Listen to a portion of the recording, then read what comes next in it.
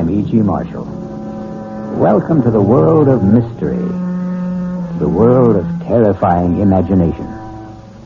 The story you are about to hear is called Lost Dog.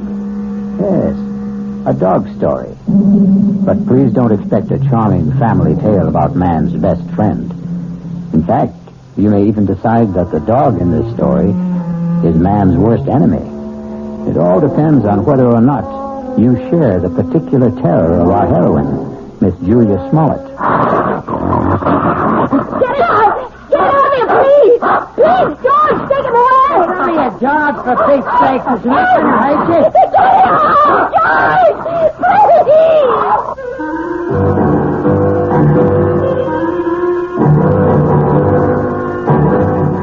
Our mystery drama, Lost Dog, was written especially for the Mystery Theater by Henry Slesser and stars Kim Hunter. It is sponsored in part by the Kellogg Company, makers of Kellogg's Special K cereal. I'll return shortly with Act One.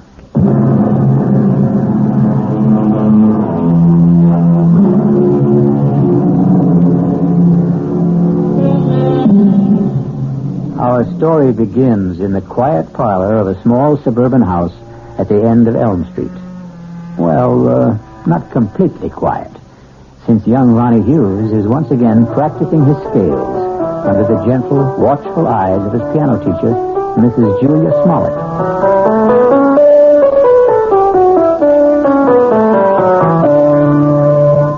Well, that was very good, Ronnie. That was much better than last time.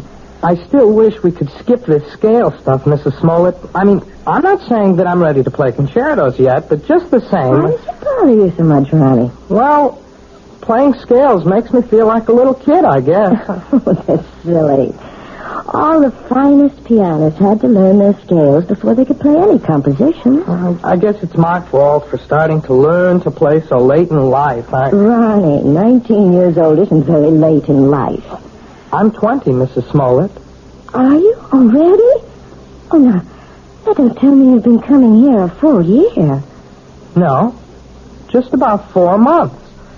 But my birthday was last week. It was on Thursday. You weren't well last Thursday. Oh, yes, that's right. You still don't look well. Listen, why don't we see how well you know the chromatic? Your cheek, it's swollen. It's still swollen. Does it hurt? No, it doesn't hurt at all. It was silly of me to stumble and fall that way. Know that your husband hit you, Mrs. Smollett. Now, that's a very silly thing to say. You can't tell me it isn't the truth. I remember the first time he did it. At least the first time I knew anything about it. Now, I'm going to have to put a stop to this. Yes. I wish you would. I wish you'd call the police or something the next time it happens. Now, listen to me, young man. You've been listening to a lot of foolish town gossip. Then tell me it isn't true. What I'm telling you is that it isn't any of your business. Yeah, I guess that's right. It's none of my business. I should never open my big mouth. I'll just keep it shut from now on. Ronnie. Yeah? All right. My husband and I had a quarrel. He was drunk, wasn't he? George is in a very difficult occupation. The competition is very keen, and, well, the people he has to deal with aren't always very gentle. I don't know anything about the trucking business, Mrs. Smollett. I just hate the idea of anybody hurting you. That's all. I just can't understand why he'd do such a thing. What did you do to him? Well, if you must know, Ronnie, I won't allow him to have a dog. You what? It sounds silly, doesn't it? And you're right, it is. It's silly on my part. But I'm absolutely terrified of dogs. And unfortunately, my husband wants one. He wants one very much. And that's why he hit you? Well, the argument goes back a very long ways, almost since George and I were married 7 years ago. Well, it wasn't much of a problem when we lived in the city. George didn't have his trucking company then. He was just a driver. But when he got the chance to buy into a firm out here, well, we bought this house. And I guess having a house in the country made George think about dogs and things. But I just don't see what's so important about it. Well, some things become important in marriage. Oh, now, just look what all this talk has done to the time. It's after 6:30. My husband's going to be home in half an hour, and I haven't even started dinner. Will he beat you for that, too? Ronnie, if you keep talking this way, well, I just don't think it would be wise to continue giving you lessons. You don't mean that. I'll see you on Thursday, Ronnie. Yeah. Sure. Bye, Mr. Smollett. Goodbye, Ronnie. And happy birthday, Ronnie.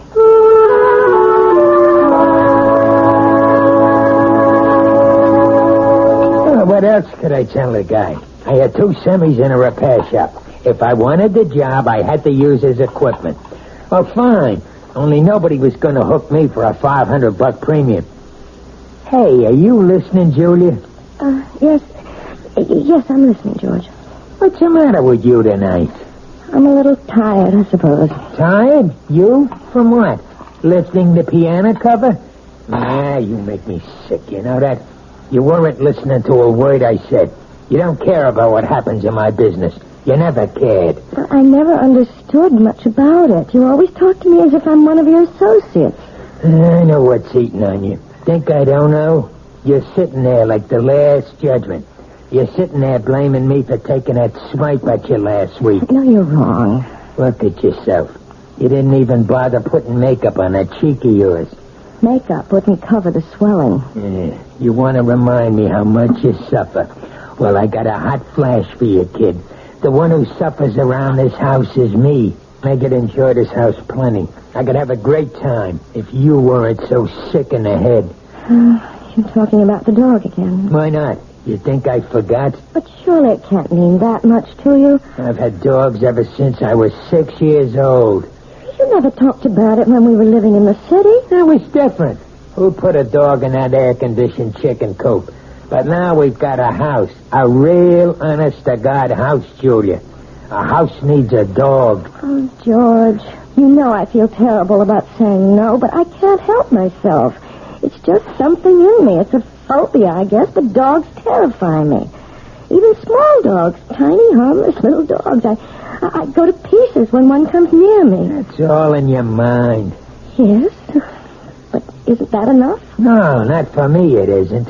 Can't you understand that it's like a sickness, like a disease? Okay, so if it's like a disease, how come you never got cured? How come you never saw a doctor about it? A doctor? Yeah, that's right. You're telling me you're sick? We'll just find out. Well, where are you going? I'm going to get you an appointment, a doctor's appointment. I'm calling Dr. McCann right now. At this hour? I'll call him at home and make an appointment for tomorrow. We're going to settle this thing once and for all.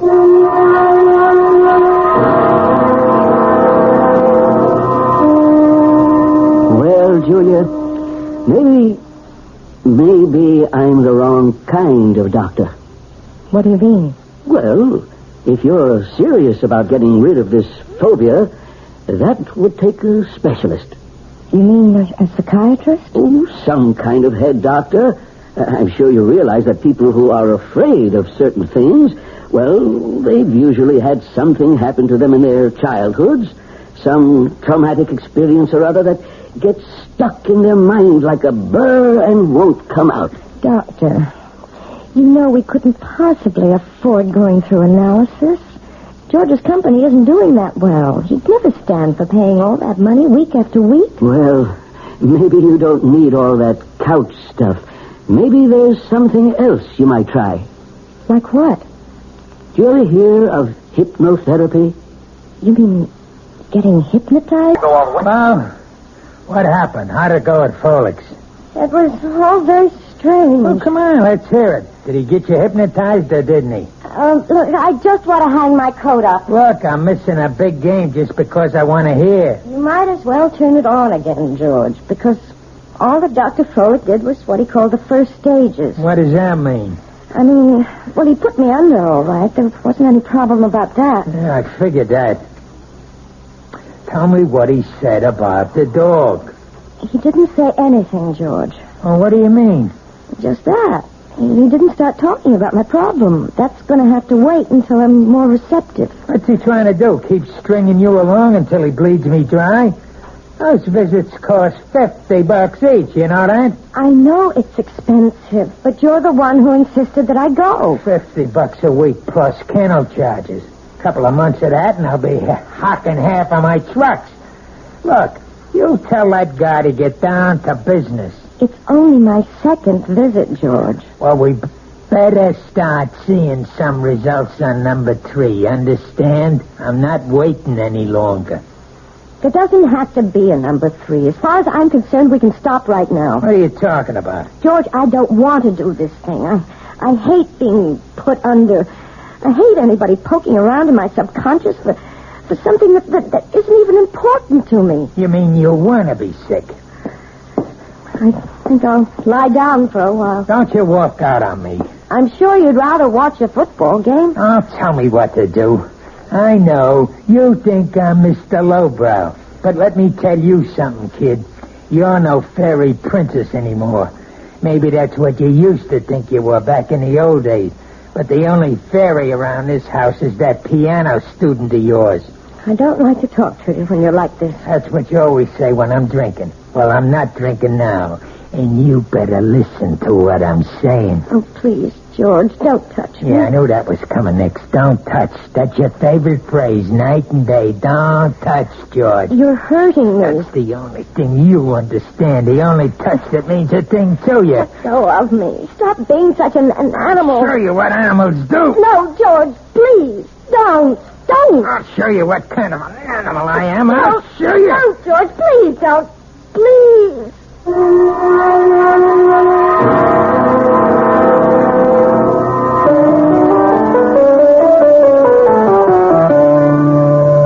Well, I guess that wasn't much better, was it? What? You didn't think much of the performance. I mean, it wasn't exactly Horowitz, was it? No, it was perfectly all right, Ronnie, really. But you're not all right, are you? Oh, yes, I'm fine. You look awful. No, I didn't mean that.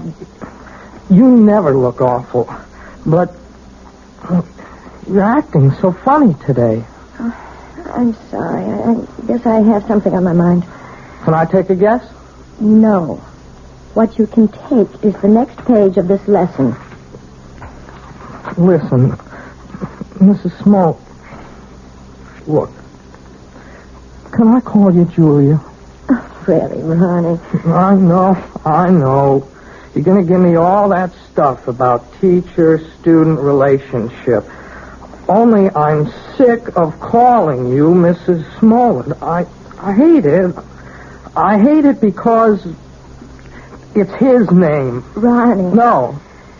You're the most important thing in my whole life. Please, Ronnie.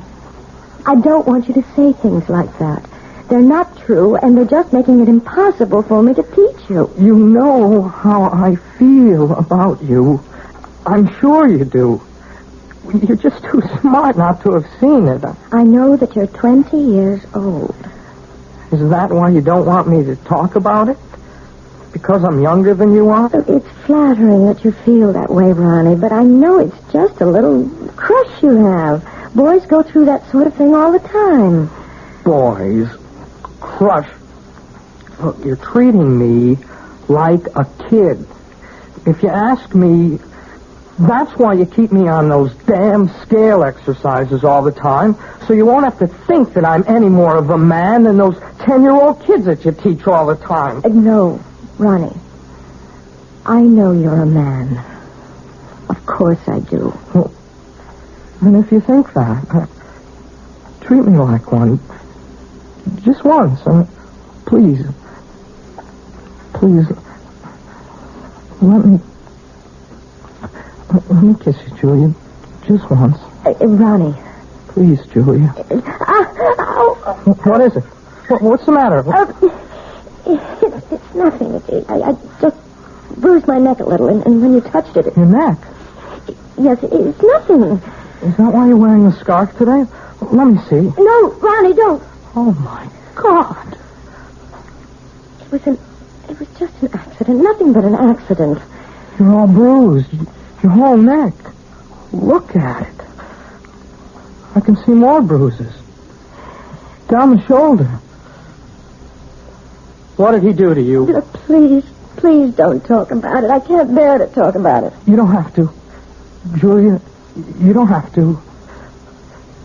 But he's going to talk about it. With me.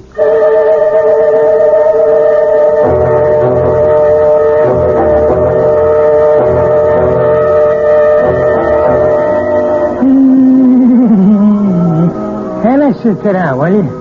Doesn't that bring back memories? Hey, Julia. What? That song. We used to dance to it, remember? In a girl room, first year we were married. Hey, you want a drink?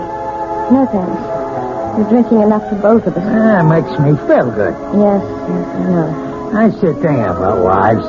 They ought to do what their husbands do. A man needs a pal, not just a wife. I'm sorry that I'm not a pal, George. That's why I need a dog, you understand? A man's got to have a friend. Somebody who understands him, you see? You really think that dog, what's his name, would understand you? His name's Attila. Attila. That's an awful name for a dog. A frightening name. Everything scares you, even names. Oh, who the heck is that? I don't know. Hello, Mr. Smollett. Hey, what is this? Since when do you give piano lessons at night, Julia? Ronnie, what are you doing here? I didn't come for a lesson. I came to talk to Mr. Smollett. You want to talk to me?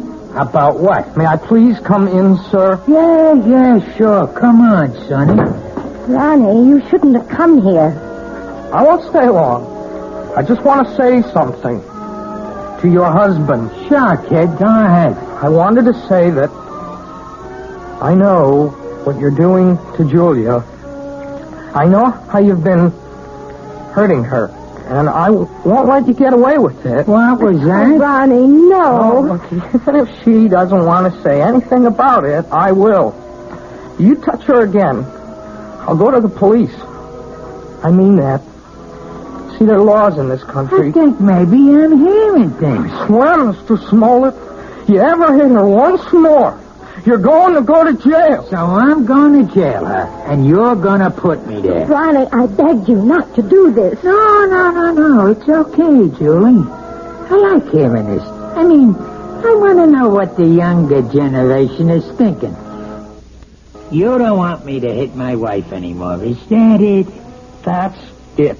You sure you know the difference between hitting and just giving little love taps? Please, Ronnie, go. Go right now. I mean, maybe you made a mistake, kid. For instance, this is a love tap. Oh, George! Now, that's a love tap, Ronnie, baby. This is... Oh, George, stop it! Don't! And you see the difference, kid? You better be sure you know the difference before you talk to the cops. George! George, don't! Oh, no!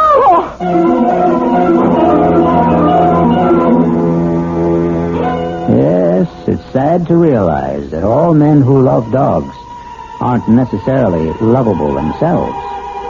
But obviously George Smollett is a man who believes that brute force trains people as well as animals. He may be right in some respects, but perhaps he should be aware of the old saying that every dog has his day. I'll be back shortly with Act 3.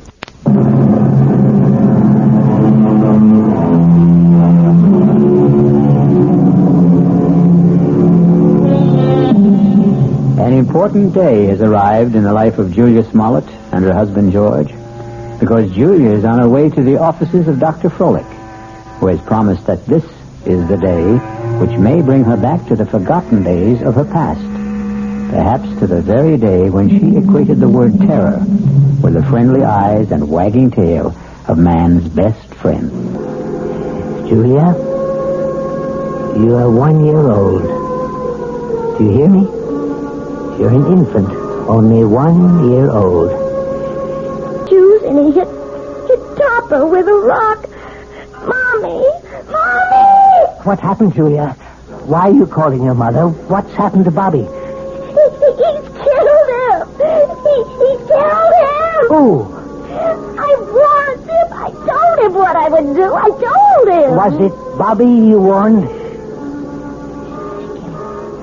Take him, Topper. Kill him. Kill him. Kill him. God. Quiet. Hey, Julia, listen to me. I want you to explain everything to me very clearly. Did you tell your dog to hurt Bobby? Yes. Did he hurt Bobby? Did Topper kill him? No, he hurt Bobby. He didn't kill him. He hurt Bobby in the neck, but they killed Topper. They killed my dog. And it's my fault. It's my fault. Well, I think we found the lost dog.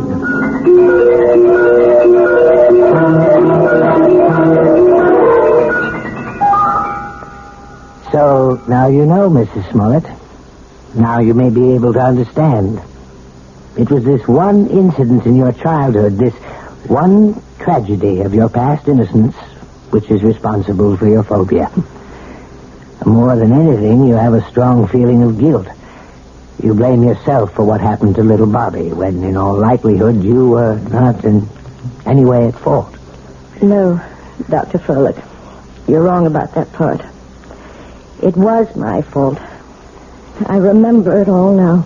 You probably just wished that Topper would turn on the little boy, and you saw your wish become a reality. So you accused yourself of a crime. I didn't wish it. I told Topper what to do. I hated Bobby so much I wanted him to sink his teeth in that little boy's throat. Well, at least you've brought it all into the light, Mrs. Smollett. And something tells me that it won't be long before you'll willingly accept the love and friendship of a dog again. Oh,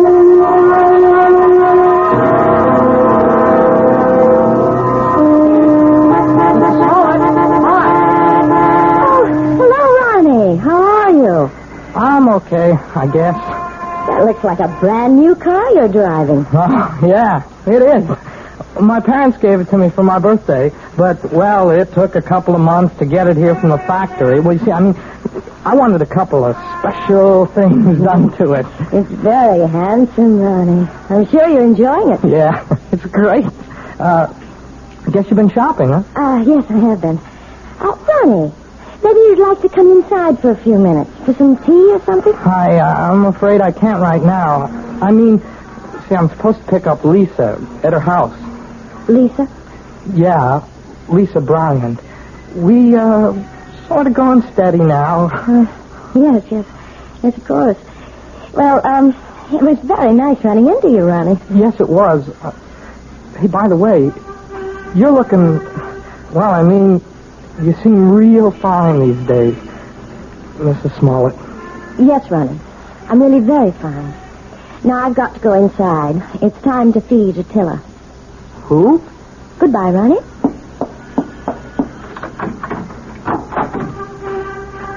Attila! Where are you? Attila? Here, boy! Oh, where's that animal? Oh, well, I suppose he's playing in the yard or something. Oh, or maybe he's in the bedroom. Attila? No, not in there. Oh, I see George's jacket's back from the cleaners. I hope they haven't taken all the smell out of it. No, they couldn't do that. Nothing will ever take the smell of George out of anything. Now to find that animal. Attila! Where are you? Attila? Are you here? Oh, there you are. Oh, for heaven's sake. Are you still tied up, you poor thing? Oh, well, don't worry. I'll have you out of that in a minute. We can't have you tied up, can we, boy? We can't play our little game if you're tied up. Yes, that's a good dog. Good boy, Attila. Now, let's play our little game. See the jacket, Attila? See? Smell the jacket, boy. Go on, smell it. That's a good boy. Good boy. Now, stick him, Attila. That's it. That's it. Stick him. Stick him, Attila. Stick him. Stick him.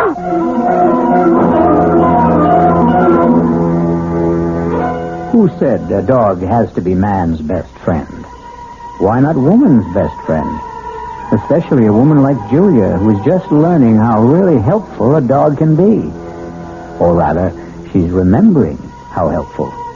And one day soon, George Smollett will come home to a very surprising greeting from his own pet. I'll be back shortly.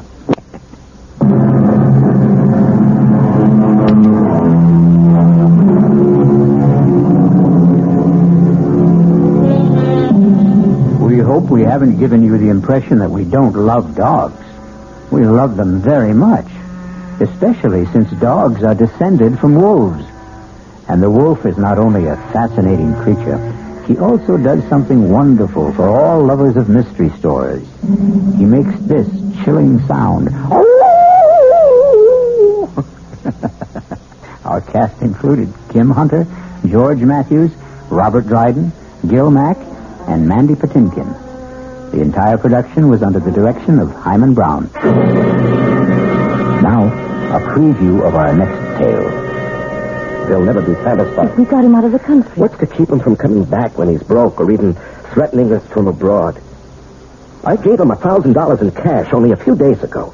When he was picked up in the bar, he had only about $270-some left.